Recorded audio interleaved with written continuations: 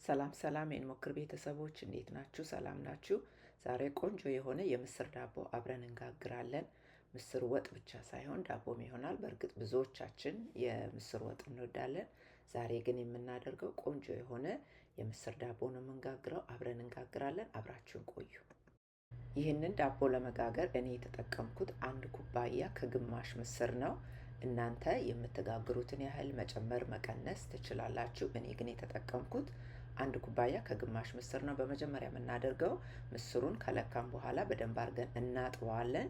ካጠብን በኋላ ዘፍዝፈን እናሳድራለን ለአንድ ቀን ማለት ነው። ይሄ እዚህ ጋር የምታዩት ትላንት ዘፍዝፈን ያሳደርነው ምስር ነው።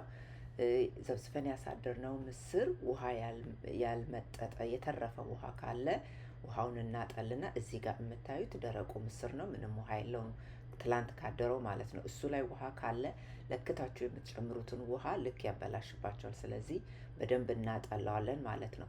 ካጠለልነው በኋላ ቤታችሁ ያለ ምንም አይነት ብሌንደር መሆን ይችላል። ቤታችሁ ባለው መፍጫ ምስሩን በደንብ አድርገን እንፈጫለን። ምስሩን ስንፈጭ 1 ኩባያ ውሃና 2 የሾርባ ማንኪያ ዘይት እዚህ ምስር ላይ እንጨምራለን። ከዛ አንድ ላይ ያንን ነው አብረን የምንፈጨው። ስንፈጭ ምስሩ በደንብ እስከሚደቅ ወይም ስሙዝ እስከሚሆን ድረስ በደንብ አድርገን ምንም አይነት ምስሩ እስከማይታይ ድረስ ማለት ነው። በደንብ አድርገን ምስሩን እንፈጫለን። ምስሩ በደንብ ከተፈጨ በኋላ ያንን ስናጣራ ነው ሌሎች ነገሮችን የምንጨምረው። ስለዚህ ምስሩን በደንብ አድርጋችሁ ፍጩት። እዚህ ጋር እንደምታዩት 1 ኩባያ ውሃ ነው የጨመርኩት።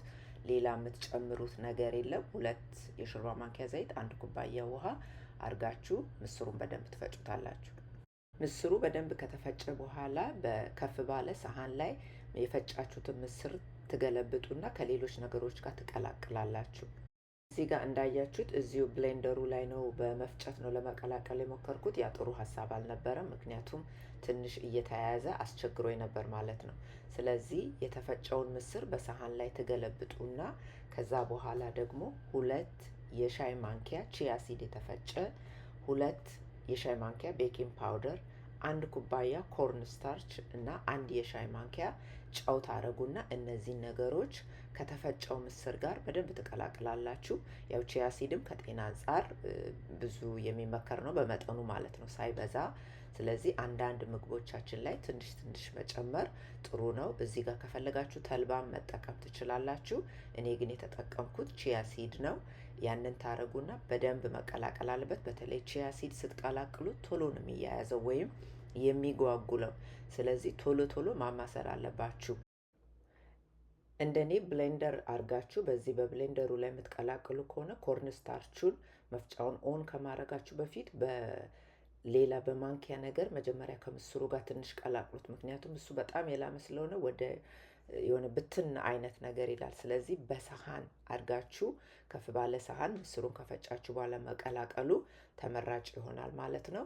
ከዛ በኋላ እነዚህን የጨመራችሁትን ነገር አድርጋችሁ በደንብ እስከሚቀላቀል ድረስ ኮርንስታርቹ ቺያ ሲድ ምንም ጓጓላ እንዳይኖረው አድርጋችሁ በደንብ አድርጋችሁ ትቀላቅሉታላችሁ። ከተቀላቀለ በኋላ የምትጋግሩት እቃ ላይ ትንሽ ዘይት ከስር አድርጋችሁ እንዳይዝባችሁ ካረጋችሁ በኋላ ትገለብጡታላችሁ። የፈጫችሁትን እነዚህ የቀላቀላችሁትን ነገሮች በሙሉ ያደረጋችሁትን በምትጋግሩት እቃ ላይ ትገለብጡታላችሁ ማለት ነው። የኔ ይሄውና እንደምታዩት ሁሉ ነገር ተቀላቅሎ ይሄን ይመስላል።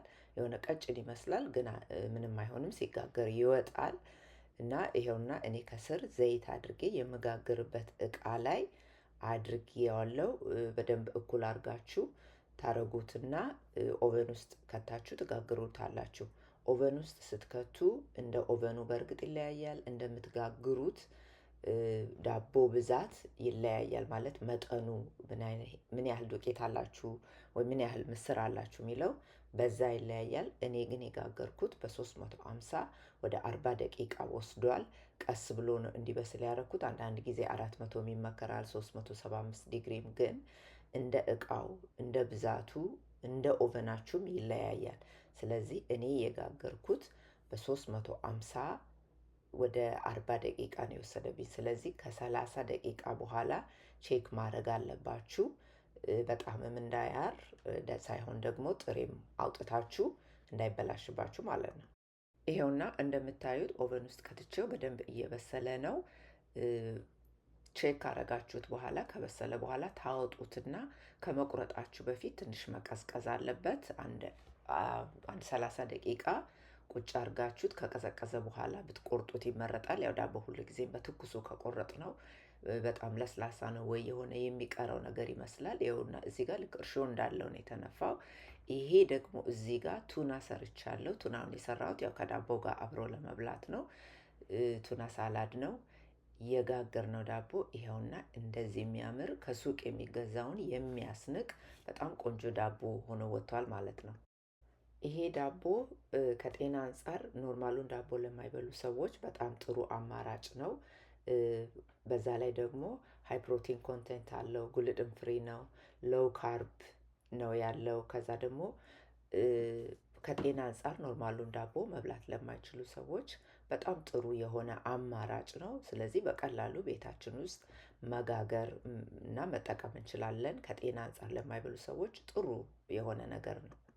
እዚህ ጋር ዳቦውን ስቆርሰው ልክ መጀመሪያው ላይ ስቆርስ ከውስጡ የሆነ ጠቆር ያለ ነገር ታያላችሁ። ያ ምንድነው? ያልተቀላቀለ የቺያ ሲድ ነው። ቺያ ሲዱ በደንብ መቀላቀል አለበት። በጣም በሚገርም ሁኔታ በቃ አንዴ ከተያያዘ ለማላቀቅ ያስቸግራልና እዩት። እዚህ ጋር ቺያ ሲዱ ነው እንደዚህ ጠቁሮ ልክ እንደተያያዘ ቁጭ ብሏል ማለት ነው። ይሄውና እንደምታዩት እንግዲህ በጣም ቆንጆ የሆነ ዳቦ ወጥቷል። ቅመሱት። ስትቀምሱት ብዙ ምስር ወጥ የምትወዱ ሰዎች እንደኔ ከሆናችሁ ትንሽ ይከብዳል። ምንድነው ቃናው ትንሽ የምስሩ አይ ቲንክ ይሰማል መሰለኝ፣ ግን ደግሞ ወጥ ስላልሆነ ከባድ ነው። ምንድነው ሌላ ጊዜ ስትጋግሩ እንደዚህ እኔም ብሆን ትንሽ ቀረፋ አረግበታለሁ፣ ምክንያቱም ቀረፋው ቃናውን ይለውጣል። ከዛ በስተቀር በጣም ቆንጆ ነው። ቶስት አርጋችሁ በቁርስ መብላት ትችላላችሁ፣ በእንቁላል መብላት ትችላላችሁ። እኔ ደግሞ ቱና ሰርቼ ስለነበረ በቱና ነው እና በተለያየ መንገድ መመገብ ትችላላችሁ። እንደ ኖርማሉ ዳቦ ነው። በሌላ ነገር ስትበሉት ምንም ጣዕሙም ከምስር መሆኑ አያስታውቅም። ለብቻው ስትበሉት ግን ምስር መሆኑ ያስታውቃል። ለዛም ደግሞ ቀረፋ ካረጋችሁበት ለሚቀጥለው ጊዜ ጣዕሙ ትንሽ ለወጥ ያደርግልናል ማለት ነው። ይኸውና እኔ እዚህ ጋር አድርጌ በቱና ነው ያደረኩት። እንግዲህ ይሄን ይመስላል። አብራችሁኝ ስለነበራችሁ በጣም አመሰግናለሁ። ቻናሌን ሰብስክራይብ ያላረጋችሁ ሰብስክራይብ አርጉ፣ ከኛ ጋራ ቤተሰብ ሁኑ። በሚቀጥለው ጊዜ በሌላ ቪዲዮ እስከምንገናኝ ድረስ ሰላም ሁኑ።